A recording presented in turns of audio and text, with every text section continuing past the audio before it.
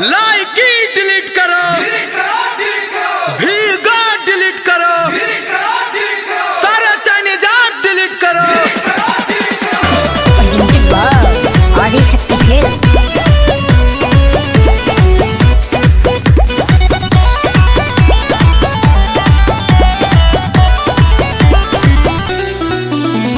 यारो खबर आने की न है कोई बात, हमने दिखाया चाइना को औकात। यारो खबर आने की न है कोई बात, हमने दिखाया चाइना को औकात। मेरा देखेगा जुनून कितना गरम है खून, फिर ऐसी हरकत न बार बार करेगा। शेयर डिलीट करो, वीचैट डिलीट करो।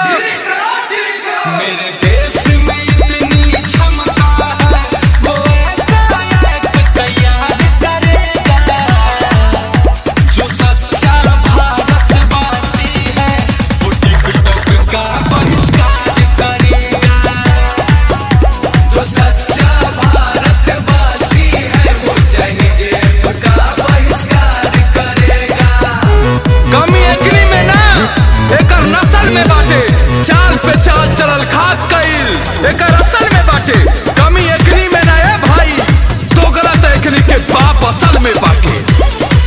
भैया आप सभी दुकानदारों से मेरा दोनों हाथ जोड़कर विनती है, आप सभी चाइनीज सामानों का बहिष्कार करें। हम लोगों ने सोचा था अपने घर का भाई, वो आस्तीन का सांप है निकला, बन गया है कसाई।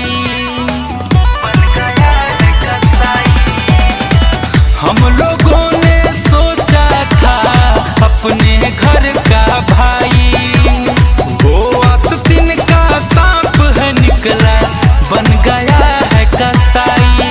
उसको देख के जख्म तभी मानेंगे हम, सॉरी सॉरी वो तो बार बार कहेगा। वीगो ऐप डिलीट करो, हेलो ऐप डिलीट करो। मेरे देश में इतनी क्षमता है, वो ऐसा ऐप तैयार करेगा जो सच्चा भारतवासी है, वो टिकटॉक का बहिष्कार करेगा।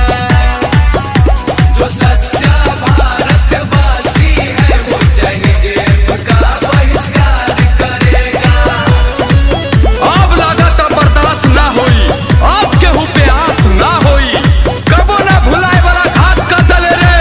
अब तो चाइनीज सामान के बहिष्कार कर ही के होई। वंदे मातरम नाम से उसके नफरत गुंजन करेगा जीवन भर।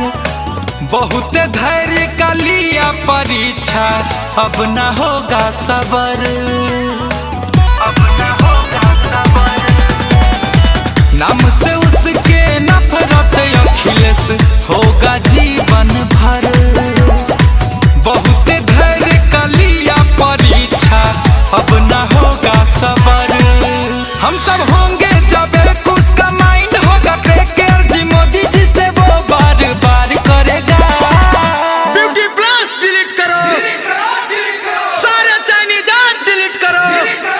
मेरे देश में इतनी क्षमता है, वो ऐसा ऐप तैयार करेगा जो सच्चा हिंदुस्तानी है, वो टिकटॉक का बहिष्कार करेगा। जो सच्चा भारतवासी है, वो चाइनीज ऐप का बहिष्कार करेगा।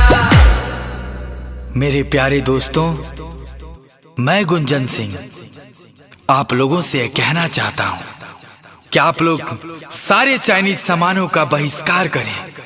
आप लोगों ने हाल ही में देखा, हमारे 20 जवान शहीद हुए इन्हीं चीनी के रचे हुए षड्यंत्रों के द्वारा। तो आइए हम और आप मिलके चीन के सभी ऐपों का बहिष्कार करें। जय हिंद, जय भारत।